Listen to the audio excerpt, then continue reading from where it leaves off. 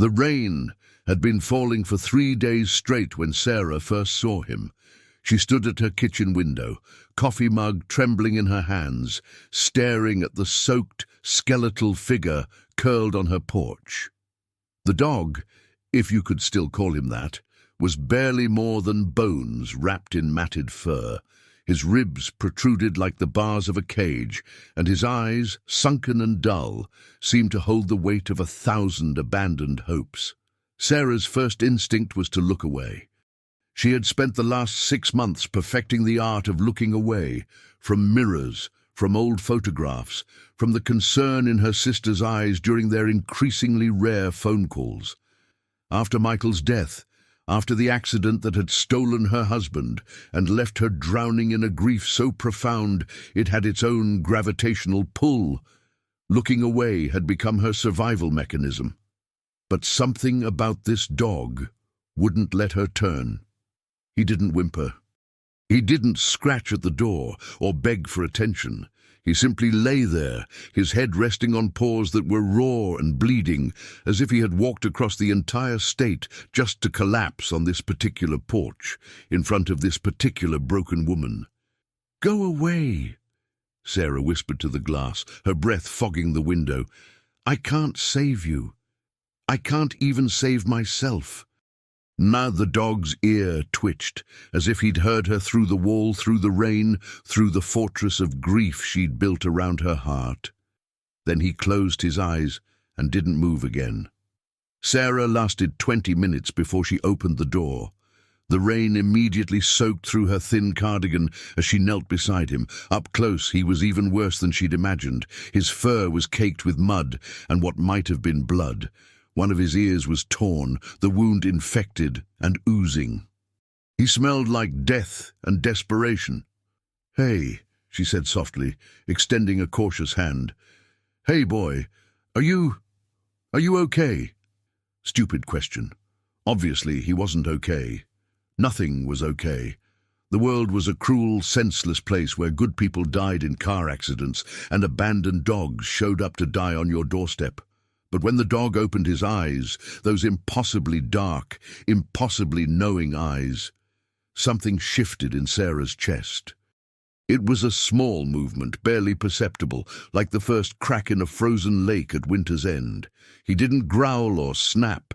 He simply looked at her with an expression that seemed to say, I know you're broken too. That's why I'm here." "You chose me," Sarah whispered, tears mixing with rain on her cheeks. "Why would you choose me?"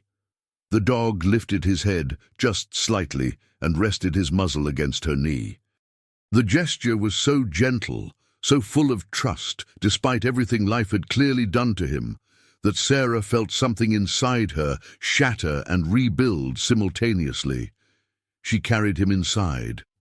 The first night was the hardest. Sarah set him up in the laundry room with old blankets and a bowl of water. She didn't have dog food. She didn't have anything, really, beyond the bare minimum required to sustain her own ghost-like existence, so she made him plain rice and boiled chicken, which he ate with a desperate delicacy that broke her heart. She called him Ghost because that's what they both were, transparent, present but not really living, haunting the spaces they occupied. The vet visit the next morning confirmed what Sarah already suspected. Ghost was in bad shape. Severely malnourished, dehydrated, covered in infected wounds, and probably suffering from heartworm. Dr. Martinez, a kind woman with tired eyes, handed Sarah an estimate that made her stomach drop. "I know it's a lot," Dr. Martinez said gently, "but without treatment he won't make it more than a few weeks. If you can't afford it, we can discuss." "I'll do it," Sarah heard herself say. "Whatever he needs, I'll do it." She didn't have the money. The life insurance had barely covered Michael's funeral and the mountain of medical bills from the accident. She'd been surviving on freelance graphic design work, picking up jobs when depression allowed her to function, which wasn't often. But as she looked down at Ghost, who sat patiently by her feet, as if he'd always been there, as if he'd been waiting his whole life to find her, Sarah realized something. This wasn't about money. This was about purpose. For 6 months, she'd been searching for a reason to get out of bed, a reason to take a shower, a reason to keep breathing. Ghost had just given her one. The transformation was slow, gradual, like watching a flower bloom in time-lapse photography. Ghost's wounds healed. His fur grew back in patches, soft and golden, where it had once been matted and grey. He gained weight, his ribs disappearing beneath healthy muscle and flesh. But more than his physical transformation, it was the change in his eyes that caught Sarah off guard. They came alive. Where once there had been resignation and pain, now there was curiosity, playfulness, joy. He started following her around the house, his tail, which had hung limp for weeks, beginning to wag tentatively whenever she entered a room. He'd press his nose against her hand when she sat staring at nothing, pulling her back from the dark places her mind liked to wander. But something strange was happening to Sarah too. She started setting an alarm again, not for herself, but for Ghost's medication schedule and feeding times. Then she started waking up before the alarm, listening for the soft padding of his paws in the hallway, the way he'd check to make sure she was still there before settling down outside her bedroom door. She opened the curtains for the first time in months, because Ghost liked to sit in the sun. She started walking to the park every day because Ghost needed exercise, and she'd find herself actually noticing things, the way leaves turned gold in the autumn light, the sound of children laughing, the smell of fresh coffee from the cafe on the corner. She started eating regular meals again because Ghost needed to be fed, and it seemed ridiculous to prepare food for him while she survived on coffee and the occasional piece of toast. She started talking again. To Ghost at first. Long, rambling conversations about Michael, about the accident, about how angry she was at the universe for its arbitrary cruelty. Ghost would listen, his head tilted, his eyes full of understanding that seemed impossible for an animal. But eventually, she started talking to other people too. Dog owners at the park who wanted to hear Ghost's story. Cashiers at the grocery store. Her sister, in phone calls that lasted longer than 5 minutes. One morning, Sarah woke up and realized she'd laughed the day before. Actually laughed, a real, genuine laugh, when Ghost had tried to catch a butterfly and ended up rolling down a small hill. She couldn't remember the last time she'd laughed. 3 months after Ghost had appeared on her doorstep, Sarah took him back to Dr. Martinez for a follow-up appointment. "This is remarkable," the vet said, running her hands over Ghost's now healthy body. "I honestly didn't think he'd make it. But look at him. He's thriving." Sarah felt a surge of pride that surprised her with its intensity. "He's a fighter. He had a reason to fight," Dr. Martinez said, looking at Sarah with knowing eyes. "Dogs are funny that way. They decide someone is theirs, and they'll do whatever it takes to stay." As they walked home, Ghost trotting happily beside her with his new collar gleaming in the sunlight, Sarah thought about what the vet had said. Ghost had chosen her. Out of all the houses in all the neighborhoods, he'd collapsed on her porch. He'd looked at her, this broken, grieving shell of a woman, and decided she was worth saving. No, not saving. That wasn't quite right.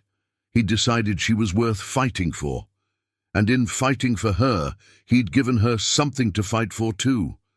The nightmares about the accident still came sometimes. Sarah would wake up gasping, Michael's name dying on her lips, the sound of crushing metal and shattering glass echoing in her ears. But now, when she woke up, Ghost was there. He'd climb onto the bed, something she'd initially forbidden but eventually surrendered to, and rest his head on her chest, his weight warm and real and grounding. His heartbeat against hers, steady and alive, would pull her back from the edge of panic. "You saved me," she'd whisper into his fur. "You know that, right? You saved me." Ghost would sigh, content as if to say, "No, we saved each other." It was a Saturday morning in early spring when everything clicked into place. Sarah was at her drafting table, working on a logo design for a new client. Her first major project in almost a year. Ghost was in his usual spot, curled up on the dog bed beside her desk, snoring softly. Sunlight streamed through the open window, carrying the scent of blooming flowers. She paused, stylus hovering over her tablet, and looked around her house. Really looked at it for the first time in months. The curtains were open. Plants she'd bought on impulse were actually alive, sitting on the windowsills in mismatched pots. There were dog toys scattered across the living room floor. The kitchen counter held fresh fruit instead of empty coffee cups and pill bottles. The house looked lived in, loved. And Sarah realized, with a jolt that made her set down her stylus, she was happy. Not the carefree happiness of her life before the accident. That version of happiness was gone forever, buried with Michael. This was something different, quieter, deeper. It was a happiness that had been built in the ruins of tragedy, constructed stone by stone through tiny acts of choosing to live instead of just exist. Walking ghost even when she didn't want to leave the house. Feeding him even when feeding herself felt impossible. Talking to him when her own thoughts became too dark to bear alone. Laughing at his antics, crying into his fur. Letting him love her, even when she felt unlovable. She'd spent months thinking she was saving Ghost, but the truth was more complicated, more beautiful. He had saved her first. When he'd dragged himself to her doorstep, barely alive, he'd been offering her a deal. If you help me live, I'll help you live too.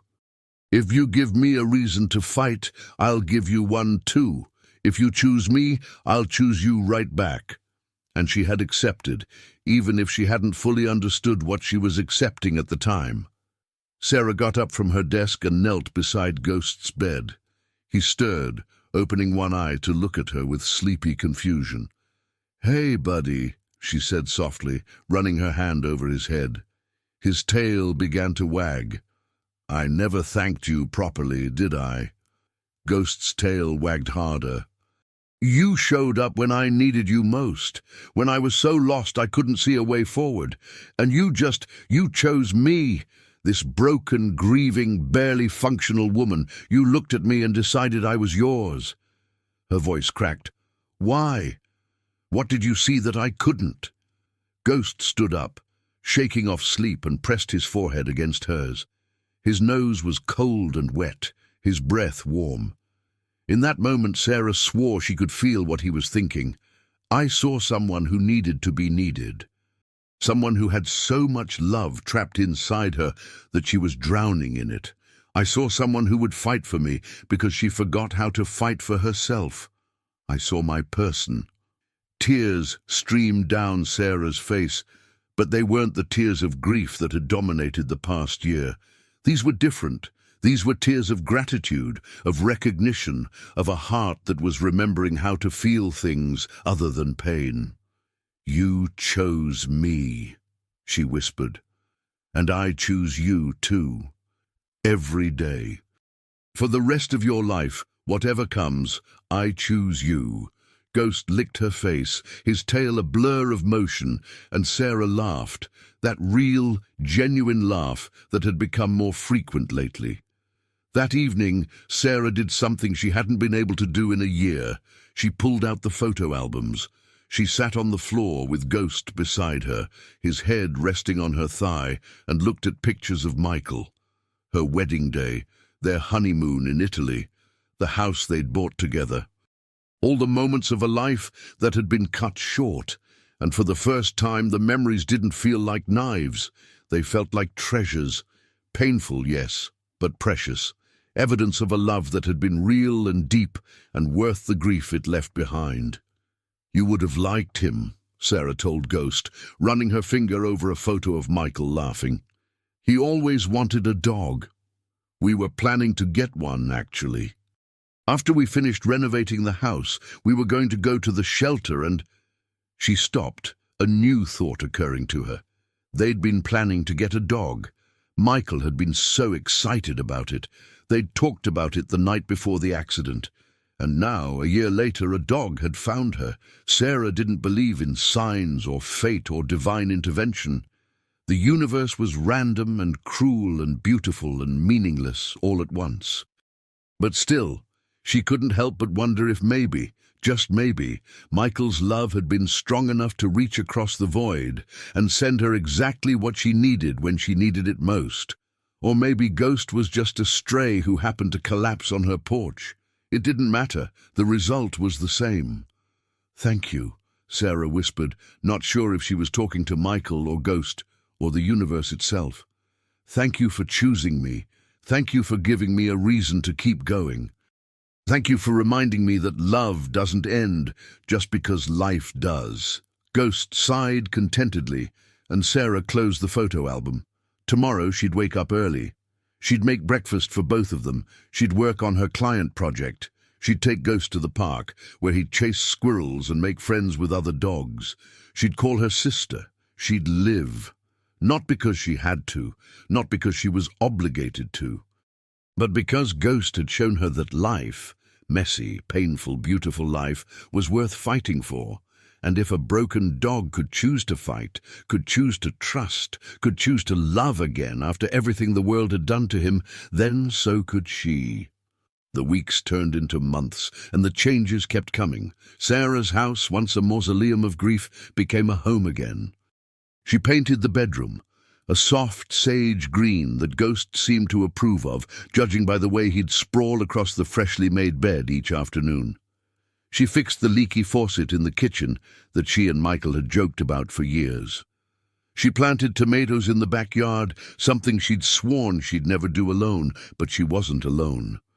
Ghost was always there, supervising her work with serious attention, occasionally digging holes in places she definitely didn't want holes, making her laugh when she wanted to cry from frustration. Her sister, Monica, noticed the changes during their weekly video calls.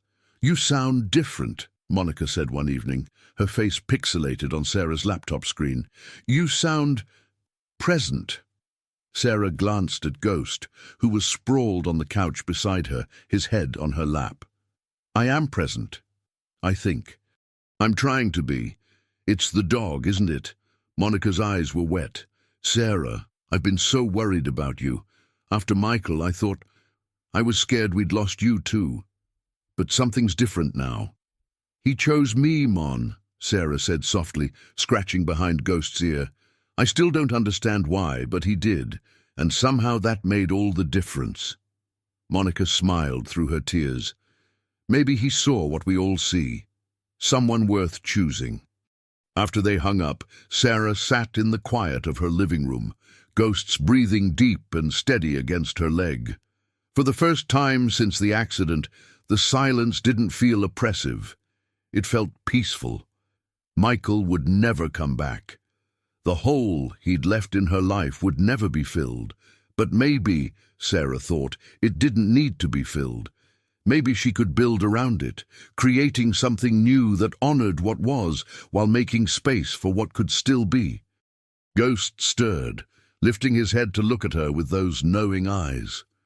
"You're pretty smart. You know that," Sarah told him.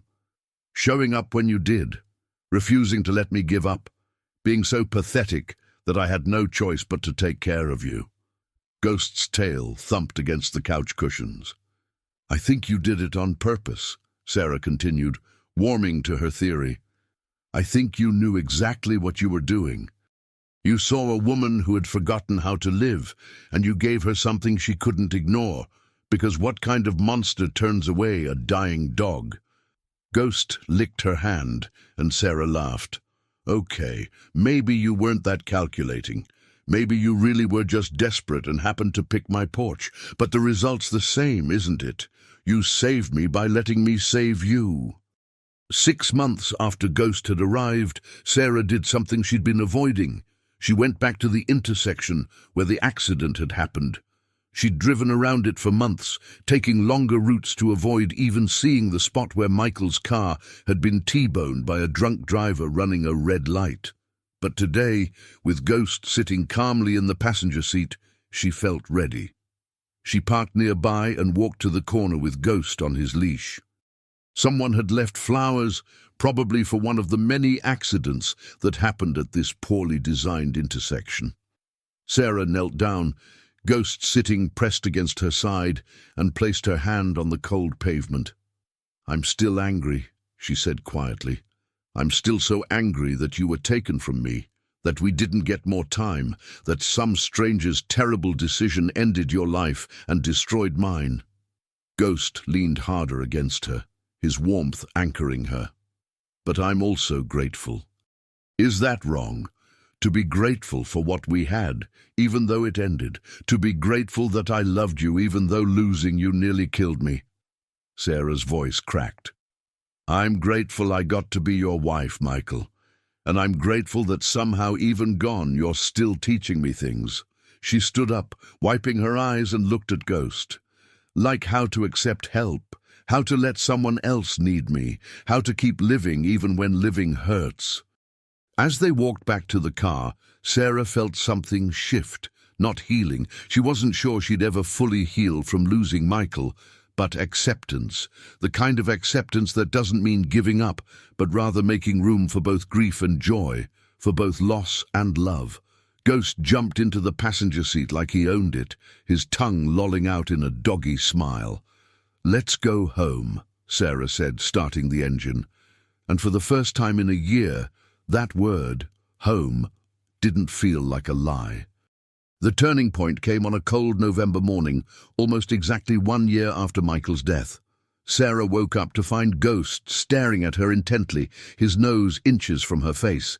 But instead of his usual morning greeting, a wet nose pressed insistently against her cheek, he was perfectly still, watching her with an expression of such concentrated concern that it was almost comical. "What?" Sarah asked, her voice rough with sleep. "What's wrong, buddy?" Ghost whined softly, then did something he'd never done before. He grabbed the sleeve of her pajamas gently in his teeth and tugged. "Ghost, what?" He tugged harder, pulling her toward the edge of the bed with an urgency that made Sarah's heart rate spike. Something was wrong. She could feel it in the way he moved, in the tension radiating from his body. She followed him out of the bedroom, down the hallway, toward the kitchen. That's when she smelled it. Gas. Sarah's blood ran cold. She must have bumped the stove knob when she'd gotten water the night before, and gas had been leaking for hours. If she'd slept much longer, if she'd woken up and flipped a light switch without realizing. With shaking hands, Sarah turned off the gas and opened every window in the house. Then she sank to the floor, and Ghost immediately pressed himself against her, his heart beating fast beneath his fur. "You saved my life," Sarah whispered, wrapping her arms around him. "Again, you keep saving my life." But as she sat there on the cold kitchen floor, holding this dog who'd wandered into her life broken and dying and had somehow become her lifeline, Sarah realized something profound. Ghost hadn't just saved her from the gas leak. He'd saved her from something far more dangerous, the slow suicide of giving up. The insidious death that comes not from a single catastrophic event, but from 1,000 small surrenders, 1,000 mornings of choosing not to get out of bed, not to eat, not to care. He'd saved her by needing her, by looking at her with those eyes that said, "I'm choosing you, now you have to choose me back." By forcing her to set alarms, make meals, take walks, engage with the world, even when the world felt like the enemy. "We're even now," Sarah told him, crying into his fur. "You saved me, I saved you, you saved me again. We're even." But Ghost's eyes seemed to say otherwise. They seemed to say, "We were never keeping score. That's not what love does." 1 year later, Sarah stood in the doorway of the animal shelter, Ghost's therapy dog vest gleaming with official patches. After months of training and certification, they were finally ready. "You sure about this?" the shelter coordinator asked, smiling warmly. Her name was Patricia, and she had the weathered look of someone who'd seen too many abandoned animals and too few happy endings. Sarah looked down at Ghost, who sat patiently at her side, his tail wagging with barely contained excitement. He loved people, especially broken people. He seemed to have a sixth sense for finding humans who needed what he'd once needed, someone to choose them. "I'm sure," Sarah said. "We both are." Patricia's eyes were knowing. "The intake coordinator told me your story, about how Ghost found you, about everything you two have been through." "He didn't find me," Sarah corrected gently. "He chose me. There's a difference." "Yes," Patricia agreed. "There is. Because here was the thing about being saved. Once you've been pulled from drowning, you develop an instinct for recognizing others going under. And once you've been chosen, you understand the power of choosing someone else." Their first visit was with a teenage girl named Emma, who'd recently lost her mother to cancer. She sat in the shelter's visiting room, hunched into herself, her eyes red and swollen from crying. She barely looked up when Sarah and Ghost entered. "I'm Sarah," Sarah said, settling into the chair across from Emma. "This is Ghost." Emma's eyes flickered to the dog, then away. "I don't really like dogs." "That's okay," Sarah said. "Ghost doesn't take it personally." They sat in silence for a moment. Then Ghost did what Ghost did best. He walked over to Emma, rested his chin on her knee, and simply waited. Emma's hand moved almost unconsciously to touch his head. "Why is he called Ghost?" "Because when I found him, or when he found me, we were both ghosts," Sarah said, "just going through the motions of being alive without actually living." Emma's eyes met Sarah's for the first time. "Your mum died too?" "My husband, car accident 2 years ago." Sarah paused. "For a long time I wanted to die too. Not actively, I wasn't going to hurt myself, but I wasn't exactly trying to stay alive either. And then this guy showed up on my porch, barely alive himself, and suddenly I had to try. For him." Emma was stroking Ghost now, her fingers running through his fur in repetitive, soothing motions. "Did it help? Taking care of him?" "It saved my life," Sarah said simply. "Because here's what I learned. Sometimes you can't save yourself. Sometimes you need someone else to need you first, and in saving them, you remember how to save yourself." Emma nodded, tears streaming down her face, and buried her face in Ghost's neck. Ghost stood perfectly still, accepting her grief, absorbing it somehow, transforming it into something more bearable just by being present. They sat like that for 20 minutes. Sarah didn't try to fill the silence with platitudes or advice. She just stayed, bearing witness to Emma's pain the way Ghost had borne witness to hers. When it was time to leave, Emma looked up with swollen eyes. "Will you come back?"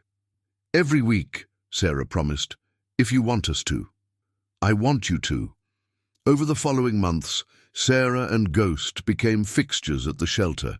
They visited people dealing with loss, trauma, depression, anxiety, all the dark spaces Sarah knew too intimately. And in each person, Sarah saw herself as she'd been 2 years ago, drowning, desperate, ready to give up. With each visit, she told her story, not to center herself, but to offer proof that survival was possible, that life after loss could still hold meaning, even if that meaning looked different than what you'd planned. And Ghost, intuitive as ever, seemed to know exactly what each person needed. For some, it was playful energy, gentle reminders that joy still existed. For others, it was quiet companionship, a warm presence that asked for nothing but gave everything. One afternoon, after a particularly emotional session with a military veteran struggling with PTSD, Patricia pulled Sarah aside. "You're good at this," Patricia said. "Really good. Have you ever thought about doing it full-time?" Sarah blinked. "Full-time? We're starting a new program. Animal-assisted therapy for people dealing with grief and trauma. We need someone to run it. Someone who understands both sides, the animals and the humans. Someone who's been there." Patricia smiled. "Someone like you." Sarah looked at Ghost, who was lying in a patch of sunlight, looking utterly content. 2 years ago, she'd been a graphic designer whose life had ended with her husband's. Now she was, what? A survivor, a healer, someone who'd been chosen by a dying dog and had chosen to live because of it. "Can I think about it?" Sarah asked. "Of course." "But Sarah," Patricia's expression was serious, "whatever you decide, thank you for sharing your story, for sharing Ghost, for showing people that healing is possible." That night, Sarah sat on her porch, the same porch where Ghost had appeared 2 years earlier, and watched the sunset. Ghost lay beside her, his head on her lap, his breathing slow and even. "What do you think?" Sarah asked him. "Should we do it? Make this our life?" Ghost's tail thumped once against the wooden boards. "I'll take that as a yes." Sarah smiled, running her hand over his head. "You know, I've been thinking about that day you showed up. How you chose this porch out of all the porches in the neighborhood. How you chose me out of all the people you could have chosen." Ghost looked up at her with those impossibly knowing eyes. "I don't think it was random," Sarah continued. "I think maybe, somehow, you knew. You knew I needed someone to save as much as you needed to be saved.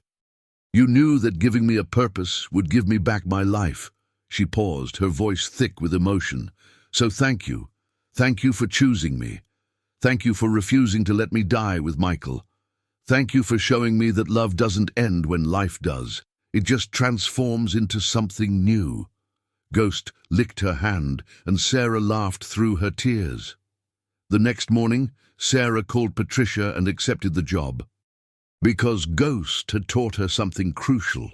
Sometimes being chosen is all it takes to remember how to choose yourself. And sometimes the greatest gift you can give someone is letting them save you. She and Ghost would spend their days now helping others discover what they'd learned the hard way, that healing isn't linear, that grief and joy can coexist, that being broken doesn't mean being beyond repair.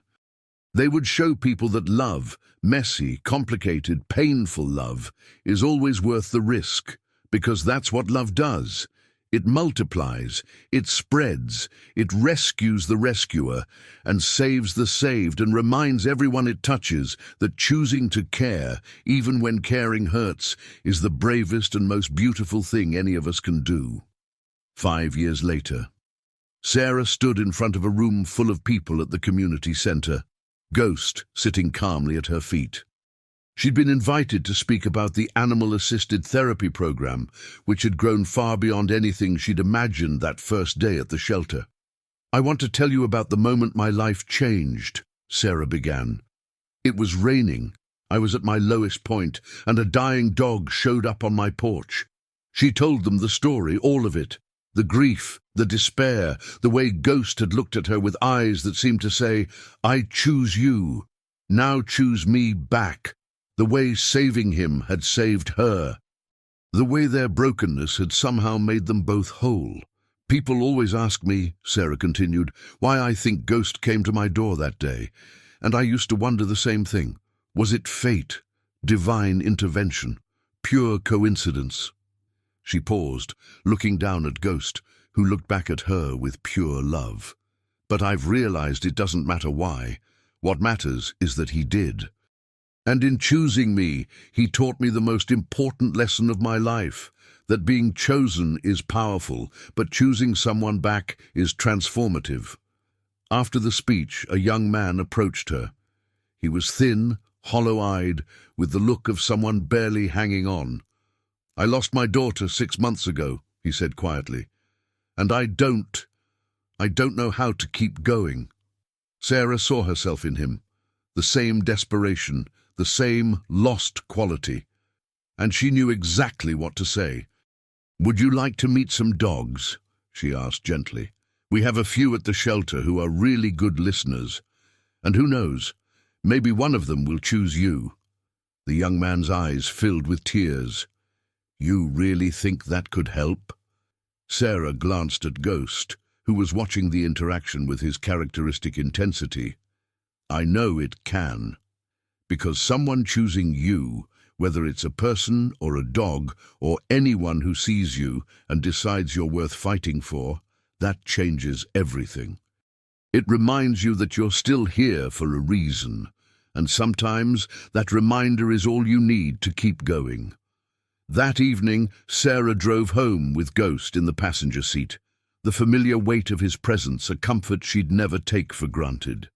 The house she'd once wanted to escape was now a sanctuary she'd built through love and determination and the simple act of showing up day after day, even when showing up felt impossible. She thought about Michael as she often did. The pain of his loss would never fully disappear, but it had transformed into something more bearable, a bittersweet ache that reminded her of what they'd shared rather than what she'd lost. And she thought about Ghost, who'd walked into her life broken and desperate and had somehow given her back everything she thought she'd lost: purpose, joy, a reason to wake up in the morning. "You chose me," Sarah said to Ghost as they pulled into the driveway, "and I chose you. And together we're choosing to help others find their way back to life. Not bad for a couple of ghosts, huh?" Ghost barked, a joyful, affirmative sound that made Sarah's heart swell. Because that's what love does. It brings us back to life. It reminds us that we're worth saving. It shows us that even in our darkest moments when we're certain we can't go on, there's someone out there who needs us just as much as we need them. All we have to do is choose them back. If you made it this far, don't forget to leave your comment, your like, and subscribe to the channel so you don't miss any new stories. Thanks for watching, and see you soon.